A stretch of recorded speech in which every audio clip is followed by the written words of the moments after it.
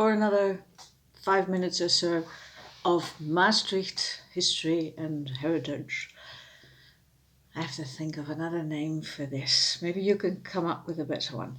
Anyway, 5 minutes about some object, very obvious in the city, that you all have seen, may pass on a daily basis, but also may not know a lot about. I am talking about the church of Sint Servaas. Maastricht pretty much owes its continued existence to this guy, whether he existed or not. Sometimes historical facts are a bit hard to actually prove in the contemporary scientific sense. Sometimes a good story is enough, and then after that, everything that evolves from there is factual enough. Whether the bones in the grave are his or the bones in the reliquary are his or not at all. Anyway, let me begin at the beginning. Maastricht was not really Maastricht at all, really, yet. In Roman times, it was a military camp and it defended the bridge. It was very handy to be able to cross the river there because at times you could even do so without getting your feet wet. The water would be so low. And so the Romans thought it was a good idea in about the 3rd century to build a bridge, always easier with moving armies, also for traders, but of course also for the early missionaries of the Christian faith. All well and good.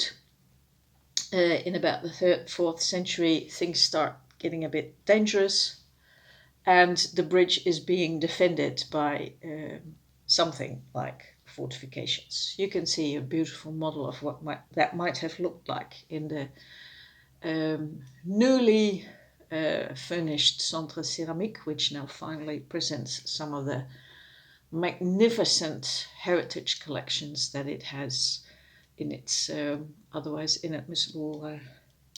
inaccessible cellars. Some of it is now open for public view. Anyway, there's a defended place on the river, and the Bishop of Tongeren, a large Roman city at the time, thinks that's a safer place, so he moves. According to legend, that was Servaas.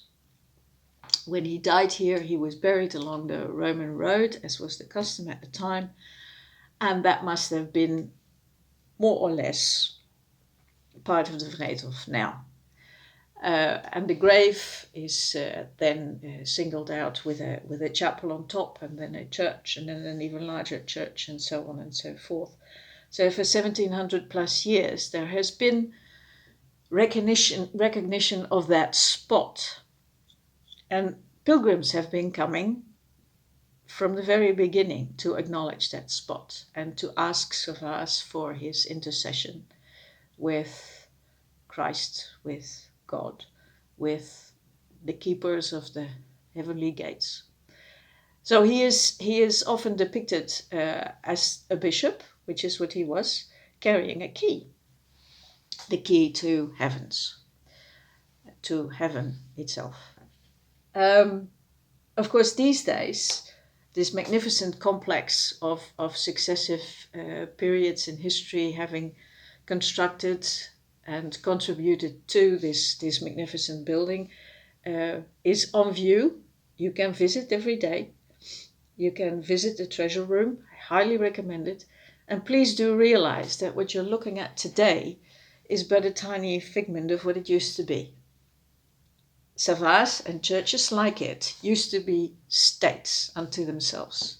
They would wield temporal powers. They would have their people, they would have their lands, they would have their rules, and their government was constituted of so-called canons, the younger sons of powerful families who did not inherit the land, but who, of course, also needed to have and did acquire and were given positions of power and accompanying riches in society all the same.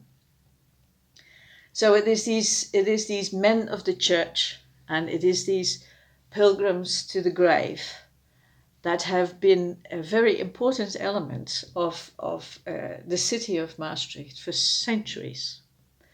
This power of the church was pretty much broken by the French Revolution, which nationalized all their property and abolished all the religious orders.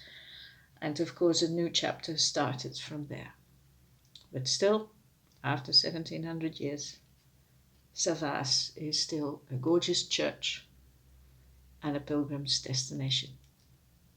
Go and have a look.